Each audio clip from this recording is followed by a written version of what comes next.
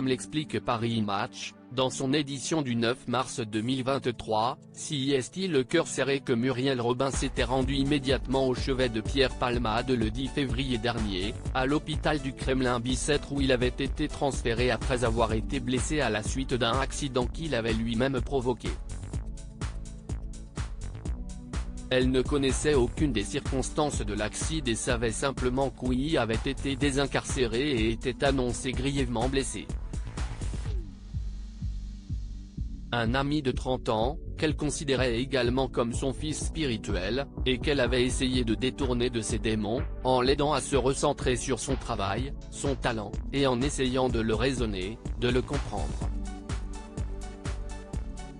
Un réflexe plus que légitime. Le lendemain du drame, elle était retournée le voir, avec sa compagne Anne Lenine. Mais en croisant, dans les couloirs de l'établissement, la famille que son ami avait brisée, elle a fondu en larmes dans leurs bras.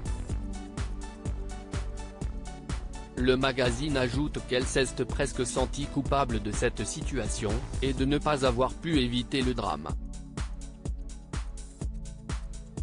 CIST à ce moment-là qu'elle a décidé d'arrêter de le voir, écœurée lorsqu'elle a pris connaissance des résultats des examens toxicologiques de celui-ci et les conséquences terribles pour les victimes. À la fois bouleversée et écœurée, elle a aussi été bouleversée par les soupçons de pédophilie concernant son ami.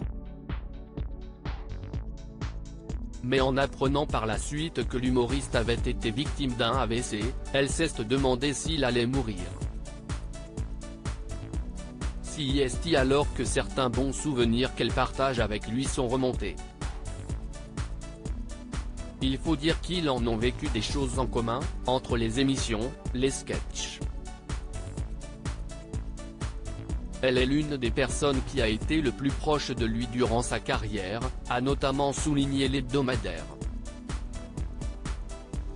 CIST donc avec beaucoup d'émotion et le cœur lourd qu'elle vit cette sombre affaire qui implique celui qu'elle avait toujours considéré comme son petit frère.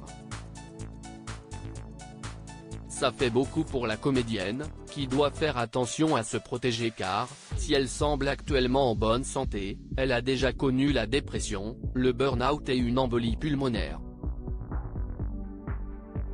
Et CIST ce qu'elle a décidé de faire, puisqu'elle n'a pas voulu communiquer ni réagir préférant alors de se taire sur le sujet. Par respect pour les victimes de la famille brisée, et en mémoire de cette amitié qu'elle pensait indestructible. Une question de décence.